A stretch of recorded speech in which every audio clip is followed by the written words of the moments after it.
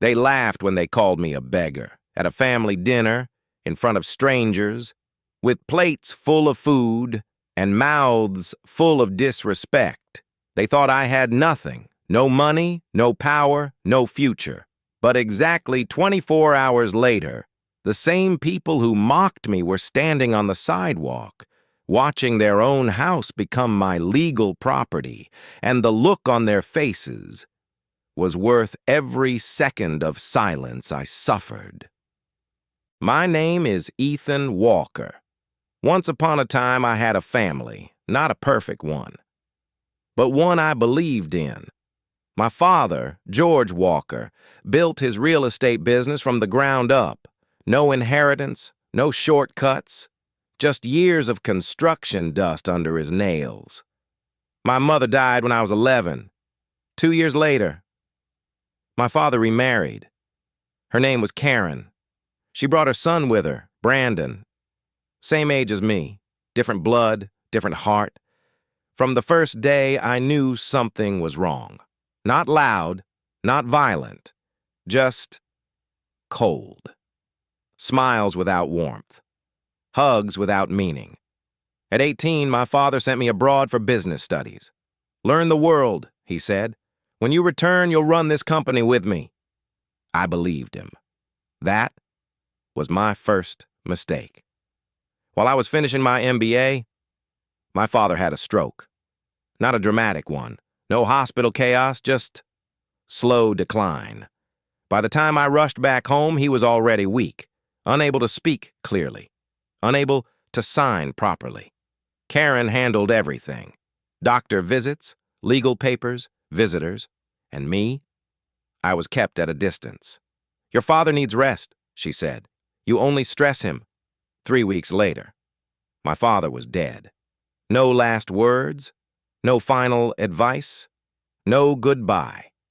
Just a sealed room and a sealed future. A week after the funeral, we gathered in the lawyer's office. Karen wore black, perfectly pressed clothes. Brandon wore a confident smile. The lawyer cleared his throat. "As per the last will of Mr. George Walker." My heart was steady. "All properties, assets, and business ownership are transferred to Karen Walker." Then a pause. "And thereafter to her son, Brandon Walker." The room went silent. Then the final line. "Ethan Walker will receive a one-time settlement of $15,000. $15,000 from an empire worth over $12 million. Karen didn't look surprised.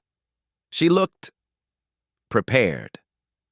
Brandon finally looked at me and smiled. The dinner was held at Brandon's new house.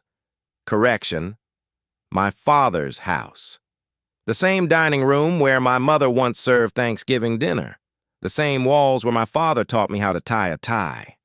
Now, it belonged to my stepbrother. Karen personally invited me. Her message was short. "Family dinner. It's time to move on, Ethan. Move on. From my father. From my childhood. From my future." Still, I went. Because sometimes fate only reveals itself when you walk directly into humiliation. The table was massive, imported wood, crystal glasses, steak, wine, candles. Brandon's business friends were there. Bankers, realtors, investors, people who only respect money. Karen raised her glass. "To new beginnings," she said. Everyone cheered, except me. Halfway through dinner, one of Brandon's friends leaned toward him and asked loudly, "So, what does your brother do now?" Brandon smiled without looking at me.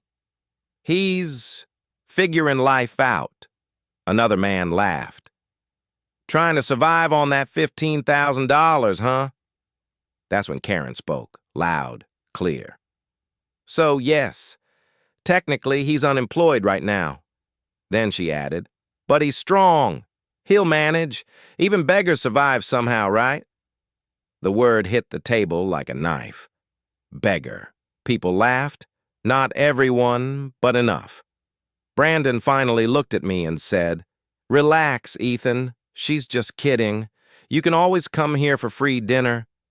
More laughter. My hands were shaking under the table.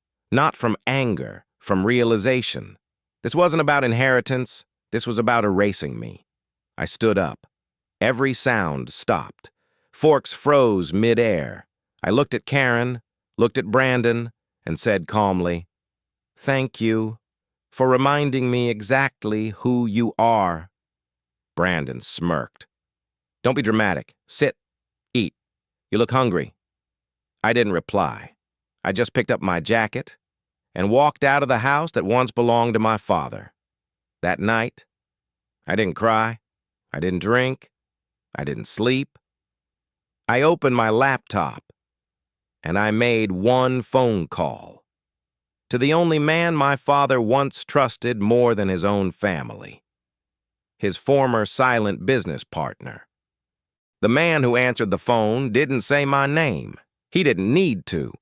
He only said one sentence. So, they finally showed their real faces. His name was Richard Hale. To the world, he was a retired real estate consultant, quiet, invisible, forgotten. To my father, he was the man who helped build everything from nothing. I hadn't spoken to him in 6 years, but my father once told me, if they ever tried to erase you, call Richard. "Come to my office," Richard said. "Tonight." His office was hidden above a closed insurance shop. No signboard, no receptionist, no digital footprint. Inside, old files, hard drives, paper contracts stacked like a graveyard of secrets. Richard slid a brown folder across the table. "Your father never stopped protecting you," he said. I opened it, and my breath stopped. Inside were documents for a holding company I had never heard of. Hale and Brooks Capital LLC, 50% owned by Richard. 50% owned by me. Dated 5 years ago. "What is this?" I whispered. Richard leaned back. "This is the company your father used to move assets quietly, legally, and permanently out of anyone's reach, including Karen." My hands started shaking. "Why didn't I know about this?" "Because your father knew this day might come." Then Richard dropped the real bomb. "Your stepbrother doesn't actually own that house." My heart stopped. "He owns the title," Richard continued. "But the mortgage, land trust, and development rights were transferred 3 years ago into your holding company." I stared at him. "You're telling me?" "That legally," he said calmly. "You already control the ground beneath his feet." Karen and Brandon thought they had won, but they had only grabbed the surface layer. My father had buried the real power deep underground. Richard turned his screen toward me. "Live property data, loans, liabilities, hidden debts, emergency refinancing, illegal leverage. Brandon's success, built on borrowed oxygen."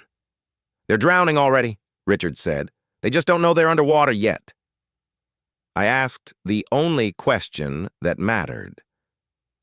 "How fast can I take it back?" Richard smiled. "For public humiliation? 24 hours. That night, I didn't become powerful. I discovered I always was. They just never bothered to look. Richard didn't celebrate. He didn't overreact. He simply opened a second folder, thicker, heavier, more dangerous. "This," he said, "is where your father hid the switch." Inside were land trust transfers, silent lien agreements, mezzanine loan clauses, and buyback options, all signed years ago. Everything Brandon owned was built on land that legally answered to me. "But here's the rule," Richard warned. "You can't attack emotionally. You attack procedurally." I nodded. "That's how real power moves. Quiet." Step 1. The loan recall.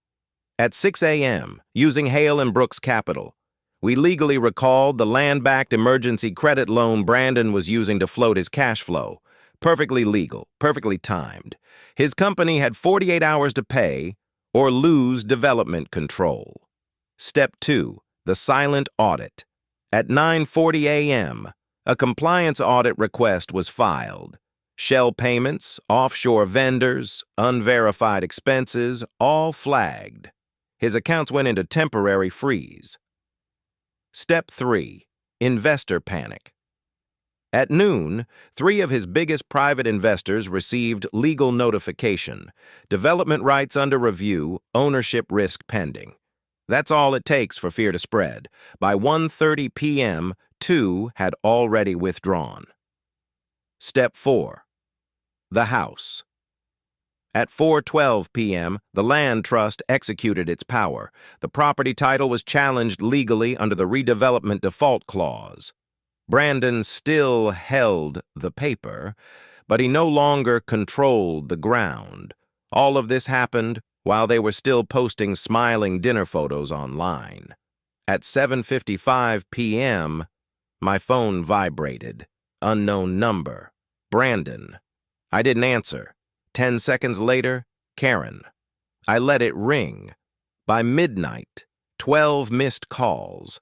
They still thought I was a beggar. They still thought I was weak. They still thought I was irrelevant. At 2 a.m., Richard sent the final document. All transfers are primed. Once activated, ownership switches without public court confrontation. I stared at the screen. Once I pressed execute, there was no going back. I remembered Karen's laugh, Brandon's smirk, the word beggar. At 2:17 a.m., I pressed the button. Nothing exploded, no alarms, no police sirens, just a silent digital confirmation. Ownership transfer initiated. By dawn, my stepbrother would still wake up rich. But by noon, he would legally own nothing that mattered. और फिर असली public humiliation और power shift शुरू होता है.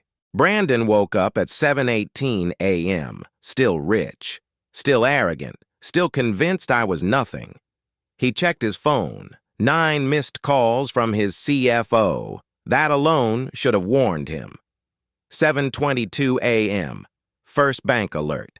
Urgent, account activity restricted, compliance review in progress. He frowned, refreshed, then checked the second account. Same message, third account, same. By 7:31 a.m., his personal banking app showed one word in red, temporarily unavailable. Brandon didn't panic yet. Men like him never panic early. They assume the system is wrong. 7:44 a.m., the CFO. Call he finally picked up. Why can't I access anything? Brandon snapped. The CFO's voice was tight. Because the banks received a multi-layer compliance request tied to land-backed leverage violations. All liquid movement is frozen. What violations? Brandon barked. There was a pause. Then, someone triggered the redevelopment default clause. The room went quiet. Brandon slowly sat on the edge of his bed. That clause is theoretical, he said. The CFO replied, not anymore. 8:03 a.m. Investor group chat explodes. 8 investors, 2 lawyers, 3 silent observers. Message after message. Who triggered the audit? Title risk is showing up in our legal dashboard. Is the land trust compromised? We were never informed about third-party control. Brandon typed fast. Everyone calm down. This is a temporary procedural glitch. One message ended the illusion. We're pulling capital until ownership clarity is restored. 2 dots appeared. Then 4, then 6. Withdrawals started stacking like falling glass. 8:26 a.m. Karen feels it first. Karen was in the kitchen, coffee in hand, silk robe, still queen of yesterday. Their house intercom chimed. She ignored it. It chimed again, longer. She answered irritably. Yes, a firm voice replied. Ma'am, process server at the gate. Her hand tightened around the cup. For what? Title contest notice. Immediate service required. The coffee slipped from her hand and shattered on the marble floor. 8:41 a.m., the legal package. Two men in gray suits, digital tablets, calm eyes, no emotion. They handed Brandon a document thicker than his ego. Front page, notice of title risk, land trust. Execution pending, he flipped through desperately. Each clause referenced default triggers, lien acceleration, land control separation, automatic redevelopment reassignment. At the final page, authorized by Hale and Brooks. Capital Brandon whispered, "No, no, no." 8:58 a.m., the name that killed the room. Karen snatched the documents. Her eyes scanned fast, then froze on one line. Beneficial authority. My name. Her face drained. She looked at Brandon slowly. She couldn't. Brandon stared at the same line. The man they mocked at dinner, the beggar, the joke, was now listed as the beneficial authority over everything their wealth was built on. 9:15 a.m.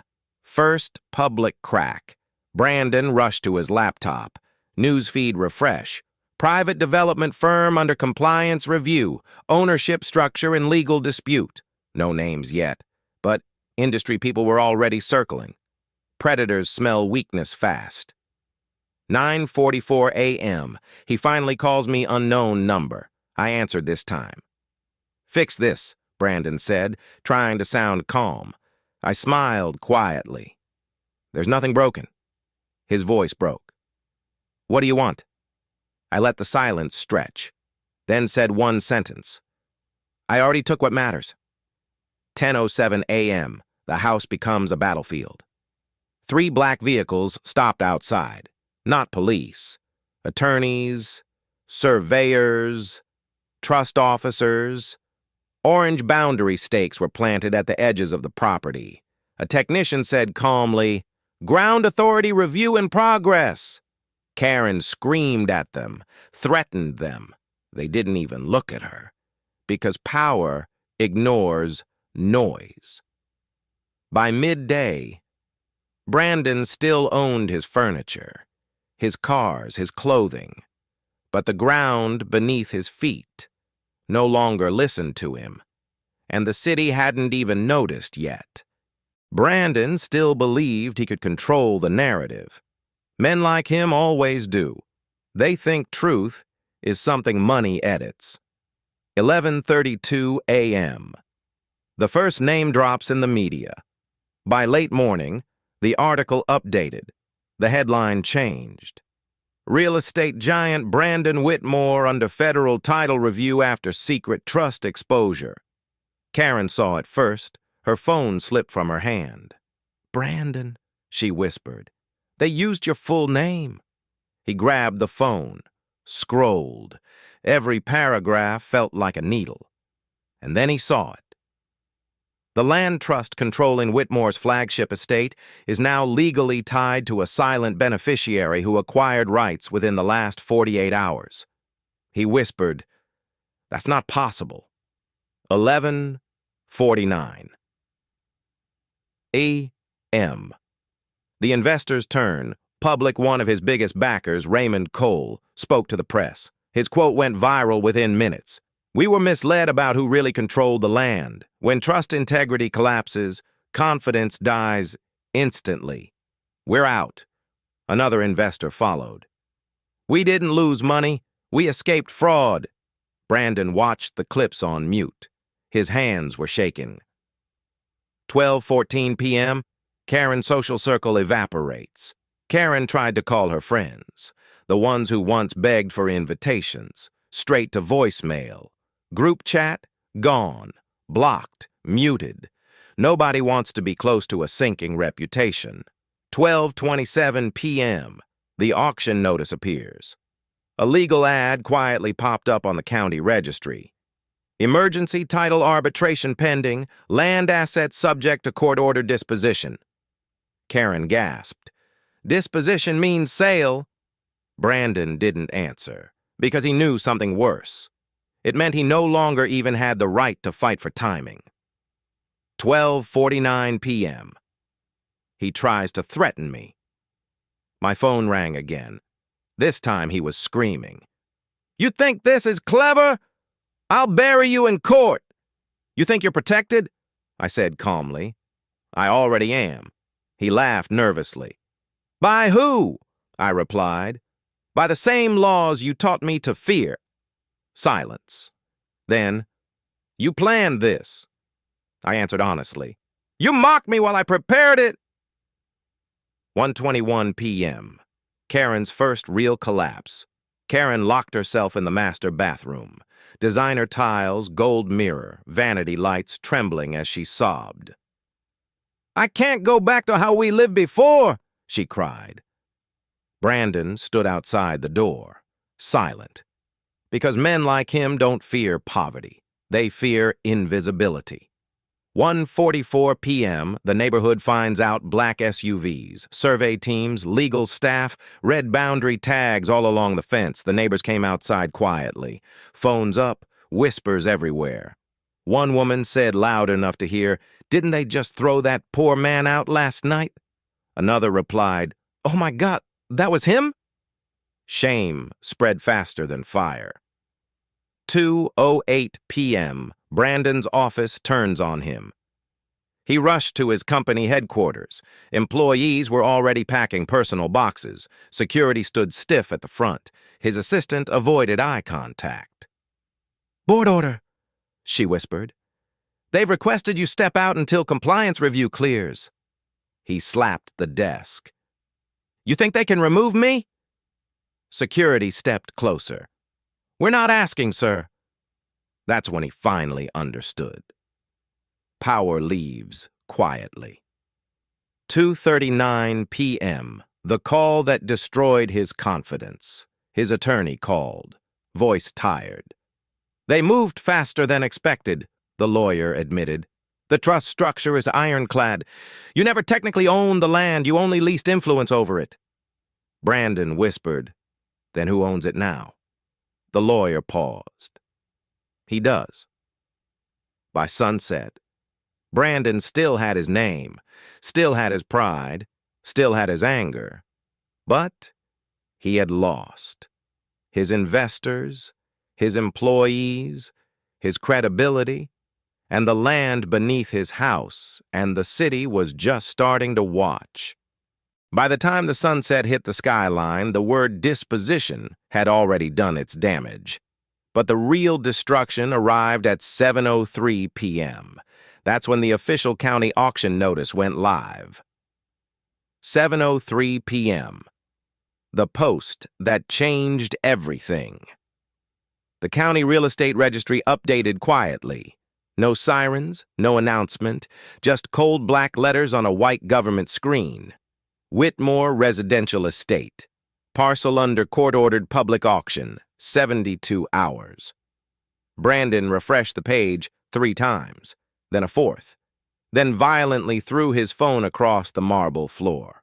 The screen shattered, just like his illusion. 7:11 p.m. Karen's scream. Karen was scrolling when she found it, not from the registry, from Instagram. A local real estate page had shared the notice with a caption, "From gated luxury to government auction in 3 days. The fall is faster than the rise." Karen's scream cut through the house. Raw. Unfiltered. Animal panic. "This is our home," she cried. "They can't sell our home," Brandon shouted back. "It was never ours." The room went dead silent after that, because they both finally understood the truth at the same time. 7:26 p.m. The neighbors start watching luxury neighborhoods survive on secrecy, but auctions are public. 3 black sedans parked across the street. Real estate scouts, title lawyers, investors who smell blood in frozen assets. Curtains twitched, phones recorded. One man laughed loudly. "Didn't this guy call someone a beggar at dinner last night?" Another replied, "Looks like the beggar just bought the city." Brandon closed every curtain. But shame doesn't respect windows. 7:41 p.m. The first humiliation call. Brandon's phone rang. Unknown number.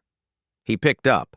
A calm voice said, "This is Martin Cole. We withdrew all partnerships effective immediately." Brandon shouted, "You can't do that overnight." Martin replied with a smile in his tone. "You taught us speed matters in business. We learned." Click. 7:58 p.m. Karen tries to escape. Karen began packing. Not clothes, jewelry, bags, shoes. The things she believed still belonged to her. Brandon watched her silently. She finally snapped, "I'm not going down with you. I won't be poor again." He stepped toward her slowly. "You already are." She slapped him. The sound echoed through the empty house. He didn't flinch, because despair burns anger out of men. 8:19 p.m. I received the auction confirmation. My phone lit up. A secure message. One line. Public auction approved. Beneficiary protected. Identity sealed. I closed my eyes. Slow breath in, slow breath out. The house that threw me into the cold was now on a legal timer. 8:31 p.m. Brandon connects the final dot. His attorney called again. Voice lower now. Careful. "You didn't tell me you had dinner with the beneficiary last night," the lawyer said. Brandon froze. "What?" "The trust acquisition timestamp matches hours after that dinner." Brandon whispered, "That man?" The lawyer didn't answer. He didn't need to. 8:47 p.m. His final voicemail to me. My phone buzzed. Voicemail.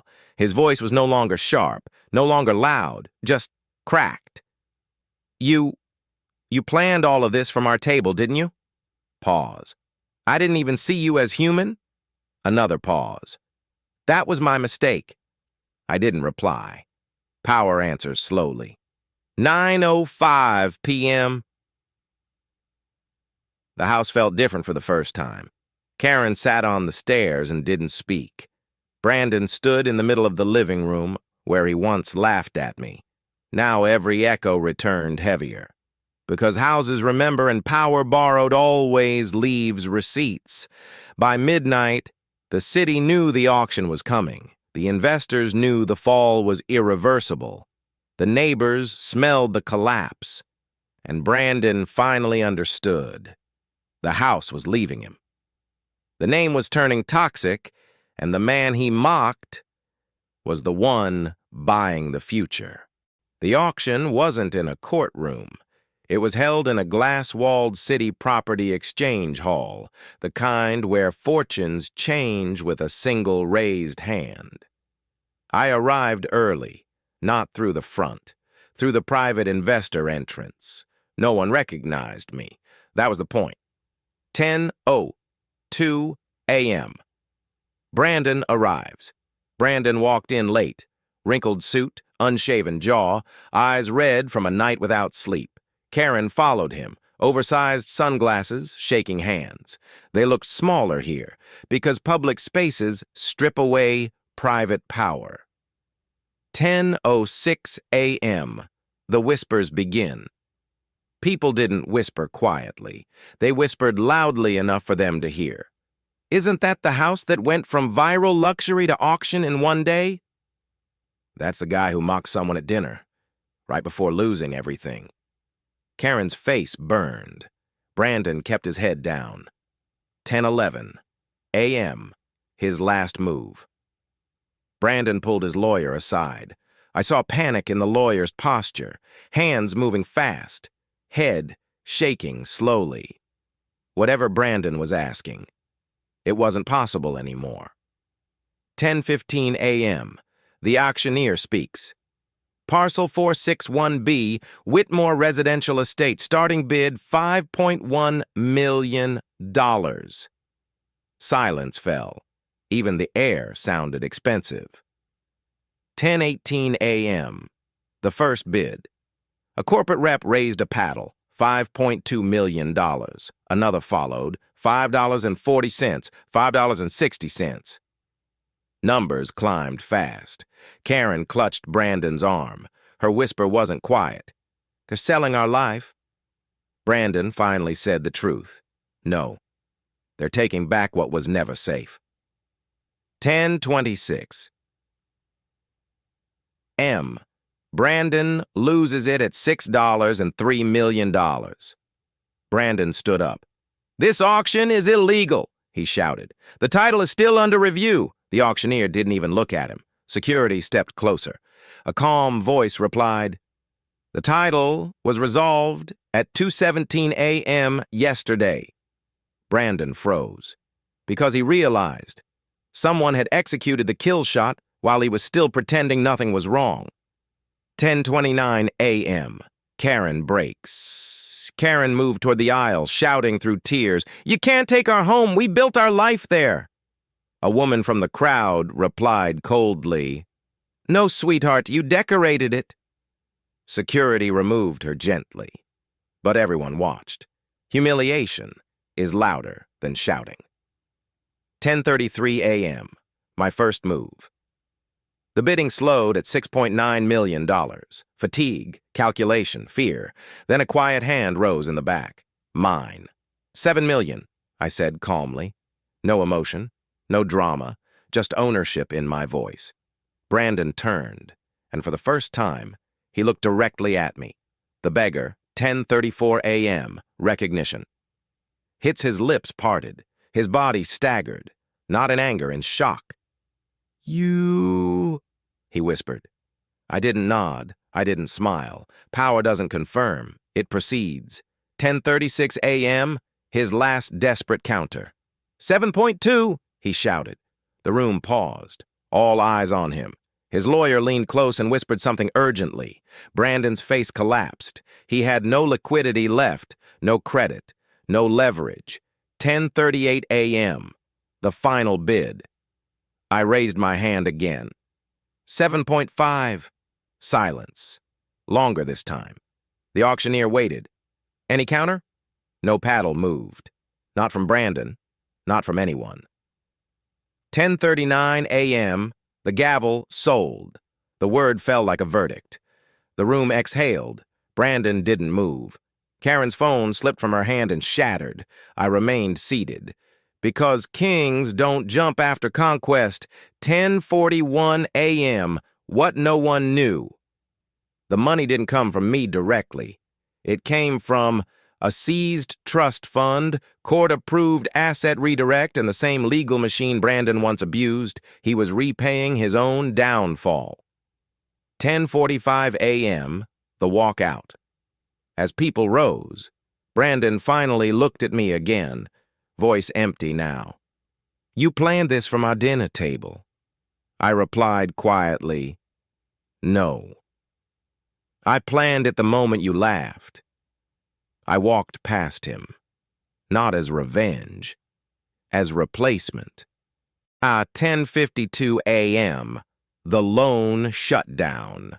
Brandon didn't even make it out of the building before his phone lit up again. This time, it wasn't a voicemail. It was a bank compliance officer. Neutral voice.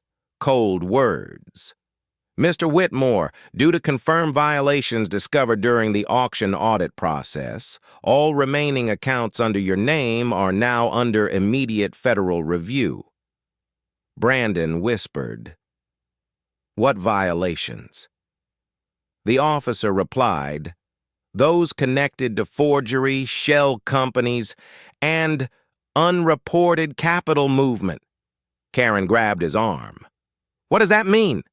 He didn't answer her, because he finally understood. The house wasn't the end. It was the beginning of the fall. 11:14 a.m. Karen turns outside the building. Cameras were already waiting. Auction scandals travel fast. Karen stepped forward, not beside Brandon. Ahead of him, she spoke first. These were his decisions, not mine, she cried. I didn't know where the money came from. I was lied to. Brandon stared at her, not with anger, with something worse, recognition. that the person who loved you last night will trade you for air when the room floods. 11:19 a.m. The first cuff. 2 federal agents approached, not rushing, not hiding, just walking with purpose. Brandon Whitmore? He nodded automatically. That tiny habit of obedience betrayed him. Please turn around and place your hands behind your back. Karen screamed. Not his name. Her own fear. The cuffs clicked. Metal has a sound wealth can't argue with. 11:23 a.m. The cameras eat him alive flash, shudder, voices. Mr. Whitmore, were the accusations true? Did you falsify inheritance documents? Did you commit financial fraud to build this house? He said nothing, because innocence shouts, guilt only breathes. 11:40 a.m. My name enters the story. Inside the legal wing, I signed the final transfer. The clerk paused at the name, looked up. Wait, you were at the dinner last night, weren't you? I didn't deny it. Her eyes widened. You went from mockery to ownership in less than 24 hours. I nodded. Some people need decades to fall. Others just need one mistake. 12:10 p.m. My first step inside as owner. I entered through the front gate. No guard stopped me, no codes rejected me. The cameras greeted me because systems always know who belongs. The living room still smelled like last night's arrogance. Wine on the marble, broken glass near the stairs, Karen's lipstick on an empty cup. I stood exactly where Brandon once stood when he laughed at me, and for the first time, the house was silent, not defiant, not proud, just empty.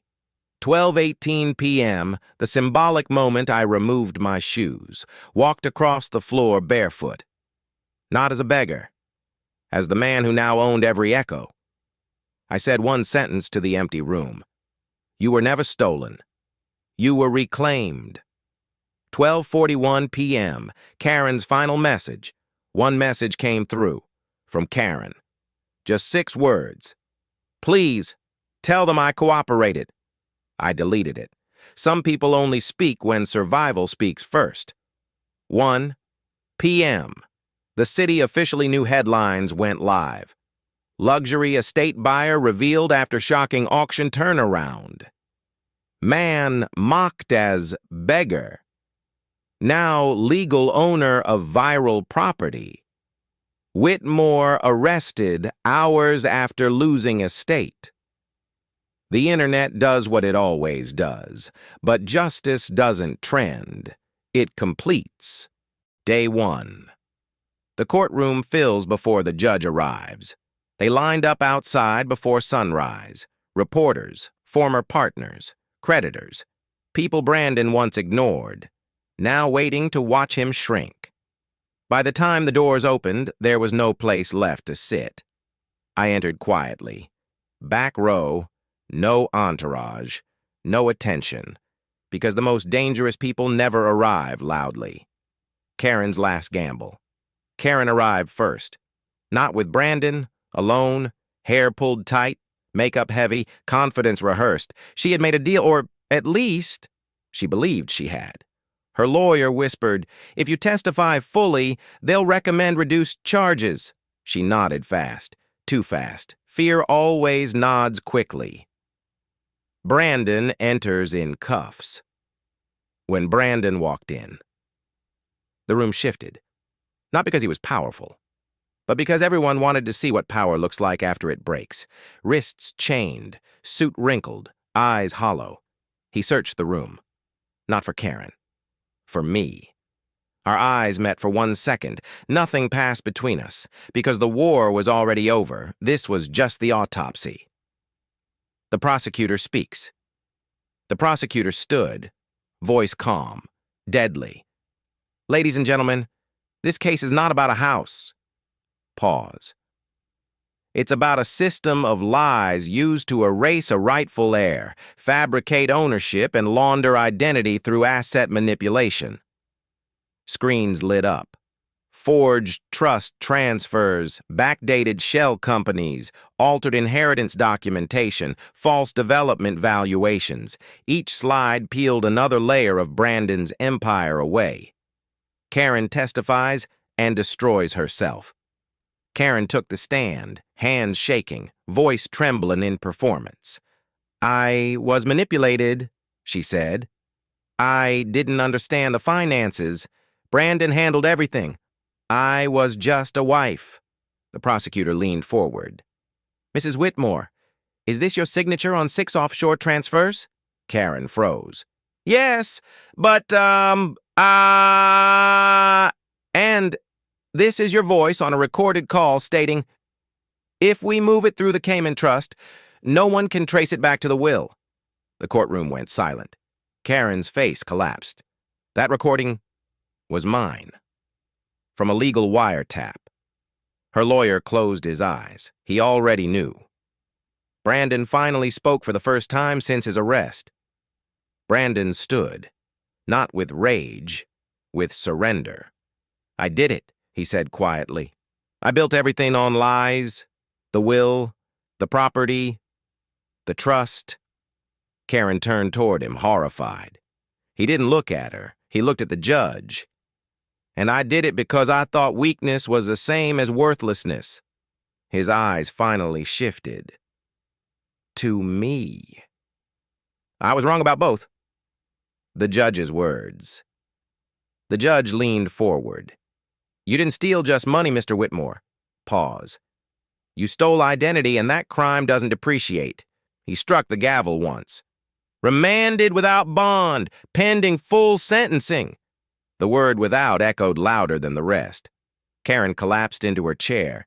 Brandon didn't move. Because men who fake control forget how to react when it's real. After court, the hallway. As they led Brandon out, he passed me. No cameras this time, no audience, just 2 men in a quiet corridor. He stopped. Guards paused. He said only one sentence. "I should have invited you to the table," I replied. "You did?" "And you taught me everything I needed." The guards moved him away, and power finally finished changing hands. 6 weeks later. The courtroom filled again, but this time no one whispered. No speculation, no drama, only judgment. Brandon stood in an orange jumpsuit. Not the man who once mocked me at dinner.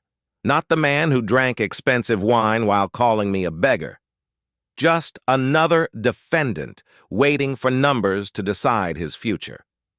The judge adjusted his glasses. Brandon Whitmore, fraud, wire laundering, identity manipulation, elder exploitation, forgery, asset concealment. Each charge landed like a hammer. Sentence, 14 years. No early parole, no financial privileges, no corporate access. Brandon didn't blink. Because by the time the truth catches you, shock is already exhausted. Karen wasn't sentenced that day. She took a plea. Full cooperation. Reduced sentence. Still, 5 years. Federal. White collar. The kind of prison where mirrors are the cruelest punishment. As they led her away, she turned once, not toward Brandon, toward me. Her lips moved. "I didn't know." I didn't answer. Because ignorance never stops a signature. The government seized everything. Every offshore trail, every digital wallet, every fake trust. Over $38 million recovered. The Whitmore empire was dismantled in spreadsheets. Quietly, permanently, investors were reimbursed, taxes repaid, penalties enforced. And then, the final asset remained. The house. The same house where they mocked me at dinner. Public auction. No favoritism. No private deals. Front yard packed, reporters everywhere. People who once envied Brandon now bid on his furniture. I didn't sit in front. I didn't show up early. I waited. Because desperation inflates prices. Patience collapses them. Bidding rose. $1 million, $1.3 million, $1.5 million. Then silence. The auctioneer called, "Once." No voice. "Twice." "Ah." Still none. I raised my hand. One time. $2 million. The crowd gasped. The gavel dropped. Sold. Just like that. The beggar legally owned their house. The locks were changed again. Not against me. For me. I walked through the front door alone. No crowd, no cameras. Same dining table, same chandelier, same room where they laughed. I sat in Brandon's old seat and whispered, "Dinner's over." I didn't live there. I didn't sell it. I didn't flip it. I turned it into a legal aid center for inheritance fraud victims. Free consultations, court filing assistance. The very table where they humiliated me now held documents that saved families. The house that once erased me now restored names. People thought this was revenge. It wasn't. Revenge would have been burning it, demolishing it, enjoying their pain. But I wanted something stronger. Purpose, power with direction, doesn't rot. It came from prison. Short. No excuses. Just one sentence. "You became everything I pretended to be." I never replied, because some letters are not meant to be answered. Only understood. 1 year later. I hosted a dinner at that same house, not for enemies. For the auction clerk, the investigators, the first family my center helped reclaim their home. And one empty chair for the man who taught me what patience costs. They mocked me as a beggar at dinner because they thought wealth was loud. They thought power was inherited. They thought silence meant weakness. They were wrong. 24 hours later, I legally owned their house. Not with fists, not with threats, but with laws and time and truth. Because in the real world, power doesn't shout, it signs. And the most dangerous person in the room is the one everyone ignored at the table.